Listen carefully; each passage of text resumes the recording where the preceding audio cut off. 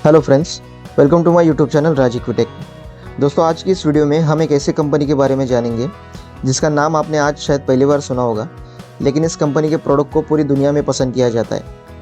आज की वीडियो में हम quick service restaurant chain operate करने वाली कंपनी देवयानी इंटरनेशनल लिमिटेड का एनालिसिस करेंगे।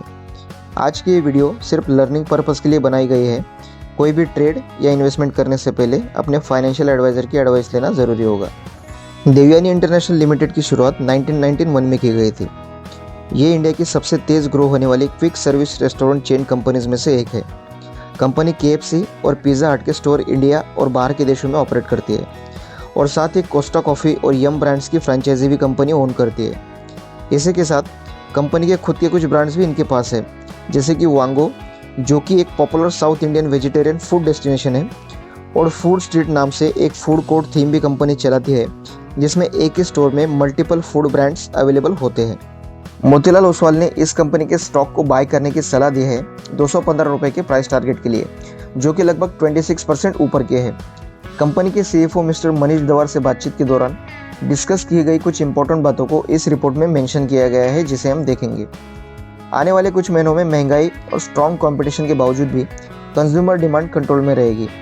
फाइनेंशियल ईयर 25 के सेकंड हाफ का परफॉर्मेंस भी साल के फर्स्ट हाफ के जैसा ही रहेगा, जिसमें KFC और पिज़्ज़ा हट बाकी ब्रांड्स के कंपैरिजन में थोड़ा अच्छा परफॉर्म कर सकते हैं। देवयानी इंटरनेशनल अपने स्टोर्स को बढ़ाने में काफ़ी फोकस कर रही है। अपने कुछ ब्रांड्स जैसे कि टी लाइव और न्यूयॉर्क फ्राइज़ के लिए छोटे और कॉस्ट इफिशिएंट यानी कि किफ़ायती स्टोर बनाने में कंपनी काफ़ी फोकस कर रही है। इस स्ट्रेटेजी की वजह से कंपनी की ग्रोथ भी होती रहेगी और साथ ही ऑपरेशनल कॉस्ट यानी कि स्टोर चलाने के लिए जो भी खर्चा होता है उसमें भी काफ़ी बचत होगी। सेम स्ट्रैटेजी को KFC स्टोर बढ़ाने के लिए कंपनी यूज़ कर रही है, जिसमें स्टोर की साइज़ को 3500 स्क्वायर फीट से घटाकर 1600 स्क्वायर फीट रखा गया है, यानी कि कंपनी छोटे छोटे स्टोर बनाकर अपनी कॉस्ट बचाएगी। KFC की बात करें तो पिछले 8 क्वार्टर में कंपनी ने हर एक क्वार्टर में लगभग 25 स्टोर को शुरू किया है और पिज़्ज़ा हट के लगभग 23 स्टोर कंपनी ने फाइनेंशियल ईयर 25 के सेकंड हाफ में ओपन किए हैं। मोतीलाल ओसवाल के एस्टीमेट के अनुसार इसी साल हमें KFC के 100, पिज़्ज़ा हट के 55 और कोस्टा कॉफ़ी के 60 टोटल स्टोर हमें ओपन होते हुए दिखाई देंगे। दोस्तों, अब बात करते हैं कंपनी के फाइनेंशियल्स की।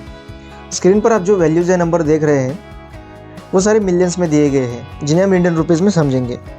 कंपनी के नेट सेल्स की अगर हम बात करें तो ये लगातार बढ़ते हुए हम देख सकते हैं, जिसमें हम पिछले 2-3 साल का डेटा अगर देखें तो नेट सेल्स 2023 में 2,997 करोड़, 2024 में 3,556 करोड़ की थी और यही हमें फाइनेंशियल ईयर 2025 में 4,846 करोड़, 2024 में 5,428 करोड़ और फाइनेंशियल ईयर 2027 में 6,163 करोड़ बढ़ने का अनुमान है।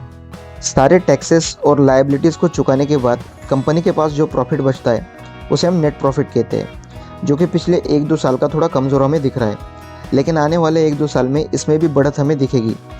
फाइनेंशियल ईयर 2023 में कंपनी का नेट प्रॉफिट 265 करोड़ का था, 2024 में 47 करोड़, इस साल 57 करोड़ का रहेगा और आने वाले 2 साल में 204 और 265 करोड़ का हो सकता है। कंपनी की शेयर होल्डिंग पैटर्न को अगर हम समझें तो प्रमोटर्स यानी कि कंपनी के ओनर्स की होल्डिंग में कोई भी चेंज आपको देखने को नहीं मिलेगा। फॉरेन इन्वेस्टर्स ने अपनी होल्डिंग को थोड़ा कम किया है और साथ ही डोमेस्टिक इन्वेस्टर्स की होल्डिंग आपको बढ़ती हुई थोड़ी नज़र आएगी। फाइनेंशियल रेशियोज़ में से एक ROC यानी कि रिटर्न ऑन कैपिटल एम्प्लॉयड की अगर हम बात करें तो ये फाइनेंशियल ईयर 25 में 6.2 का था, जो कि आने वाले 2 साल में हमें बढ़ता हुआ दिखेगा। दोस्तों, अब बात करते हैं कंपनी के टेक्निकल्स की। अगस्त 2021 से ये कंपनी शेयर बाजार में लिस्टेड है। पहले 1 साल में यह हायर हाइज और हायर लो जैसा पैटर्न बना था, लेकिन पिछले 2 साल यानी कि 2022 और 2024 के बीच में ये स्टॉक की प्राइस एक बड़ी रेंज में कंसोलिडेट हो रही है। स्टॉक की प्राइस में बड़े फॉल आने के बावजूद भी इसने अपने पहले स्विंग लेवल्स को नहीं तोड़ा और हर बार इस सपोर्ट ट्रेंड लाइन को रिस्पेक्ट किए है, जो कि एक पॉजिटिव सिग्नल है। लॉन्ग टर्म चार्ट पर ये ट्रेंड लाइन पर भरोसा किया जा सकता है और साथ ही गलती से प्राइस ने अगर इसे तोड़ा तो वो भी उतना ही बड़ा डैमेज होगा। इसीलिए इस ट्रेंड लाइन को हम लॉन्ग टर्म में सपोर्ट मान सकते हैं। वीकली टाइम फ्रेम चार्ट पर डबल बॉटम बनने की सिग्नल है, जो कि अगेन एक पॉजिटिव सिग्नल होता है। स्टॉक पिछले 1-2 हफ्ते से रिवर्सल के साइन दे रहा है और डेली टाइम फ्रेम चार्ट पर भी एक पॉजिटिव साइन है, जो कि है इसका 200 डे सिंपल मूविंग एवरेज जिसके ऊपर इसने ट्रेड करना अब शुरू कर दिया है। तो दोस्तों ये थी आज की वीडियो देवयानी इंटरनेशनल लिमिटेड के स्टॉक्स के ऊपर। इसमें कोई भी ट्रेड या इन्वेस्टमेंट करने से पहले अपने फाइनेंशियल एडवाइज़र की एडवाइस ज़रूर लें। आज की वीडियो आपको कैसे लगी मुझे कमेंट में ज़रूर बताइए और प्लीज़ इस चैनल को लाइक, सब्सक्राइब और शेयर कीजिए। Thank you.